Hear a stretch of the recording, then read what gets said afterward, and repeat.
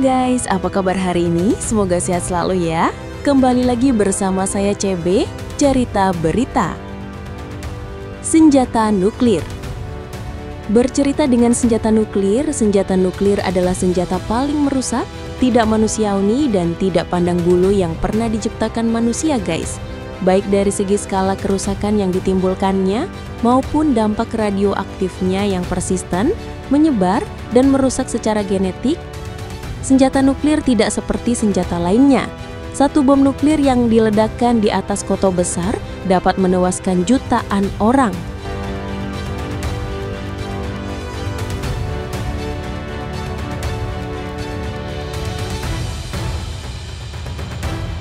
Penggunaan puluhan atau ratusan bom nuklir akan mengganggu iklim global, menyebabkan kelaparan yang meluas. Sifat senjata nuklir yang tidak pandang bulu menyebabkan anak-anak meninggal. Faktanya, pengeboman nuklir AS di Hiroshima dan Nagasaki diperkirakan telah menewaskan lebih dari 38.000 anak guys. Efek jangka pendek dari satu senjata nuklir saja dapat menghancurkan sebuah kota dan membunuh sebagian besar penduduknya. Beberapa ledakan nuklir di kota-kota modern dapat menewaskan puluhan juta orang loh guys. Korban jiwa akibat perang nuklir besar antara Amerika dan Rusia dapat mencapai ratusan juta jiwa. Bola api dari ledakan nuklir membutuhkan waktu sekitar 10 detik untuk mencapai ukuran maksimumnya. Ledakan nuklir melepaskan energi dalam jumlah besar dalam bentuk semburan, panas, dan radiasi.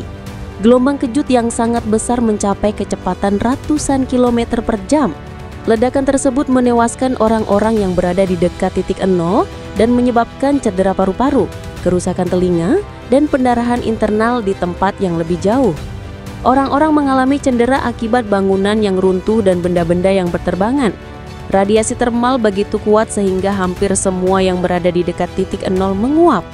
Panas ekstrem menyebabkan luka bakar parah dan menyulut api di area yang luas yang menyatu menjadi badai api gagasan. Bahkan orang-orang di tempat perlindungan bawah tanah menghadapi kemungkinan kematian karena kekurangan oksigen dan keracunan karbon monoksida.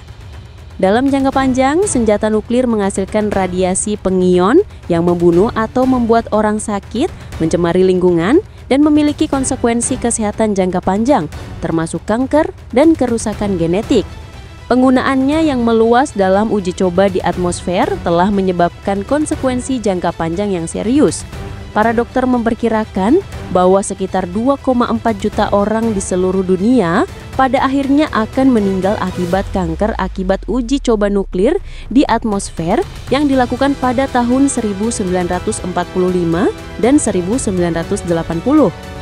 Penggunaan kurang dari 1% senjata nuklir di dunia dapat mengganggu iklim global dan mengancam 2 miliar orang dengan kelaparan dalam bencana kelaparan nuklir jangka panjang. Ledakan ribuan senjata nuklir dapat mengakibatkan musim dingin nuklir yang akan menghancurkan ekosistem kita yang rapuh. Dokter dan petugas tanggap darurat tidak akan mampu bekerja di daerah yang hancur dan terkontaminasi radioaktif. Bahkan satu ledakan nuklir di kota modern akan menguras sumber daya bantuan bencana yang ada hingga titik kritis. Perang nuklir akan membanjiri sistem bantuan apapun yang dapat kita bangun sebelumnya. Populasi yang terlantar akibat perang nuklir akan menghasilkan krisis pengungsi yang jauh lebih besar daripada yang pernah kita alami. Lalu apa aja dampak lingkungan dan sosial ekonomi senjata nuklir ini? Keberadaan senjata nuklir memiliki dampak yang kuat terhadap lingkungan. Perang nuklir akan mengakibatkan gangguan iklim dengan konsekuensi yang menghancurkan. Dunia akan mengalami musim dingin nuklir, dilanda kelaparan global yang mematikan dan efek pemanasan global yang semakin parah. Dampak sosial ekonominya juga akan sangat buruk, dengan negara-negara berkembang dan kelompok-kelompok terpinggirkan menjadi pihak yang paling menderita.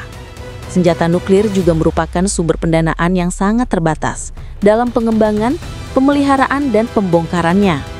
Dana ini seharusnya dapat digunakan dengan lebih baik untuk mendanai aset-aset seperti teknologi hijau dan fasilitas kesehatan. Satu senjata nuklir dapat menghancurkan sebuah kota dan membunuh sebagian besar penduduknya.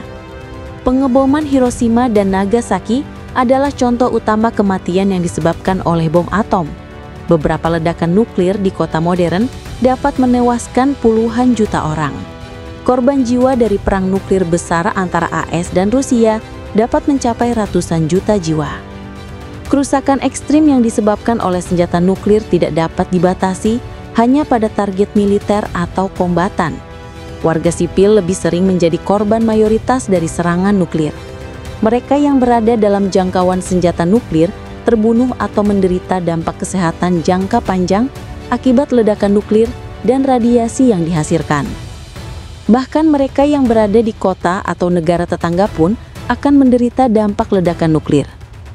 Karena ketidakmampuan senjata nuklir untuk membedakan antara warga sipil dan militan, dan kurangnya kontrol yang kita miliki atas ledakan nuklir, menjadikan contoh utama persenjataan tidak manusiawi yang perlu dilarang. Senjata nuklir menghasilkan radiasi pengion yang membunuh atau membuat orang yang terpapar jatuh sakit, mencemari lingkungan, dan memiliki konsekuensi kesehatan jangka panjang termasuk kanker dan kerusakan genetik. Warisan uji coba nuklir berarti bahwa hingga 2,4 juta orang di seluruh dunia akan meninggal akibat penyakit yang terkait dengan uji coba nuklir pada abad ke-20. Bahkan produksi senjata nuklir pun berdampak pada lingkungan. Memproduksi bahan peledak yang digunakan dalam senjata nuklir menyebabkan polusi radioaktif jangka panjang. Penggunaan kurang dari 1% senjata nuklir di dunia dapat mengganggu iklim global dan mengancam 2 miliar orang dengan kelaparan akibat bencana kelaparan nuklir. Ribuan senjata nuklir yang dimiliki AS dan Rusia dapat memicu musim dingin nuklir, menghancurkan ekosistem penting yang menjadi tumpuan semua kehidupan. Dokter dan petugas tangkap darurat tidak akan dapat bekerja di daerah yang hancur dan terkontaminasi radioaktif.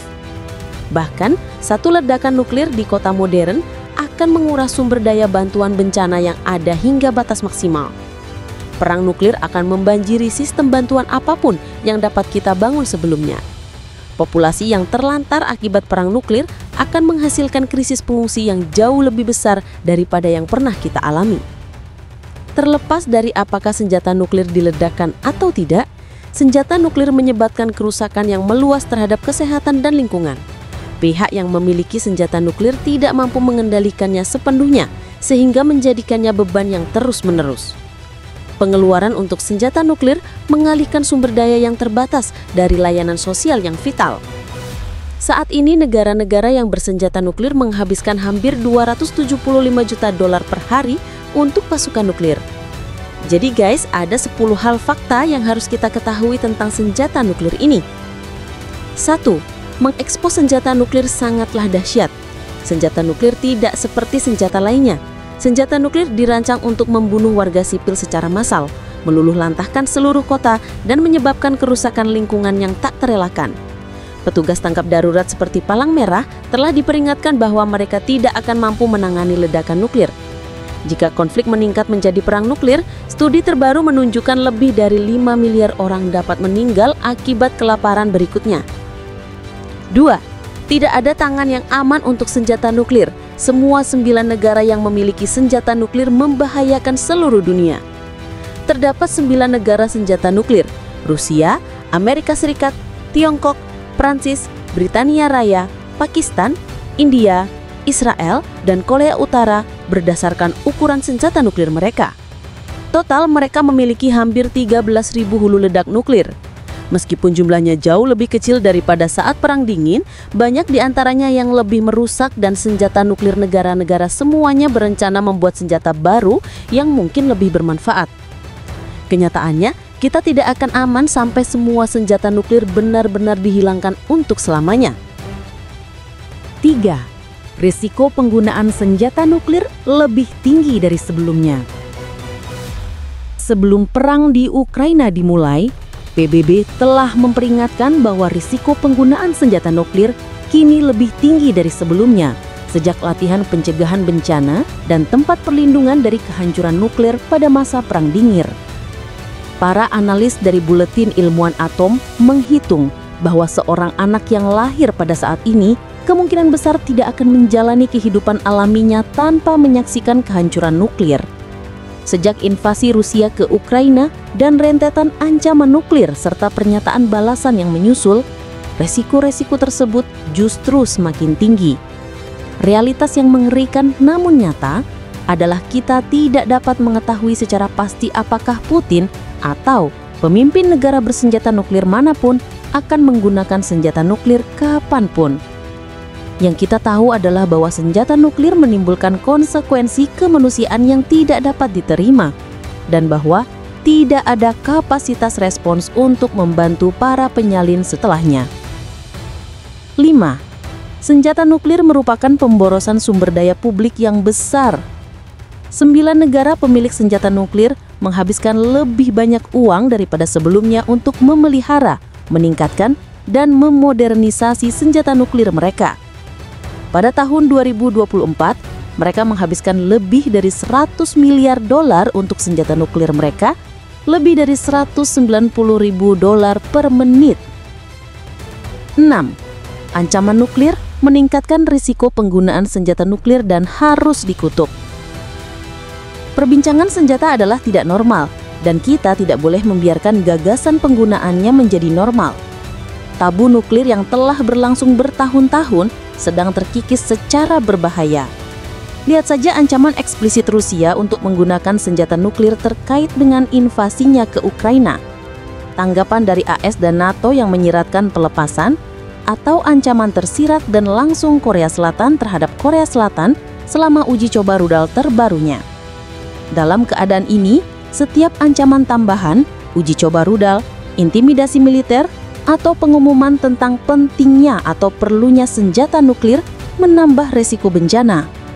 Satu-satunya cara untuk melawan ini adalah dengan berbicara.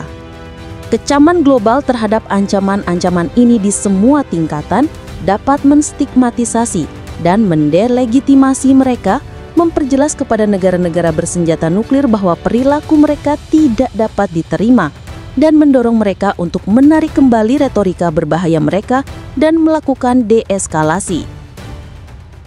7. Ada perjanjian yang melarang senjata nuklir dan sudah saatnya semua negara bergabung. Pada tahun 2017, sebagian besar negara di dunia bersatu untuk mengadopsi perjanjian PBB tentang larangan senjata nuklir. Perjanjian tersebut mulai berlaku pada tahun 2021 yang menjadikan senjata nuklir sebagai tindakan ilegal menurut hukum internasional dan secara langsung maupun tidak langsung meningkatkan tekanan untuk membantu mengakhiri senjata nuklir. 9. Senjata nuklir adalah buatan manusia dan kita dapat memilih untuk menghilangkan dan mengungkapnya. Meskipun lebih dari 30 negara mempertimbangkan untuk membuat senjata nuklir, sebagian besar memilih untuk tidak mengeluarkan sumber daya dalam senjata pemusnah massal. Beberapa negara hampir memiliki program nuklir, tetapi memilih untuk mengubah rencana mereka. Mempertahankan senjata nuklir adalah sebuah pilihan, dan selalu ada peluang untuk memilih mengungkap dan menunjuknya. 10. Untuk mengakhiri nuklir diperlukan semua orang, dan ada orang-orang yang mengambil tindakan di seluruh dunia. Ada begitu banyak cara untuk terlibat, dan kita memerlukan tindakan di setiap level. Baik itu meminta pejabat kota atau perwakilan terpilih Anda untuk mendukung TPNW, mendorong negara Anda untuk bergabung dalam pelarangan, atau meminta sektor keuangan untuk berhenti mengeluarkan uang Anda ke perusahaan-perusahaan yang memproduksi senjata pemusnah massal ini. Suara Anda yang diperlukan. Perjuangan ini berjangka panjang, tetapi bersama-sama kita bisa memenangkannya baik jadi ya. Apakah Anda setuju dengan gerakan ini?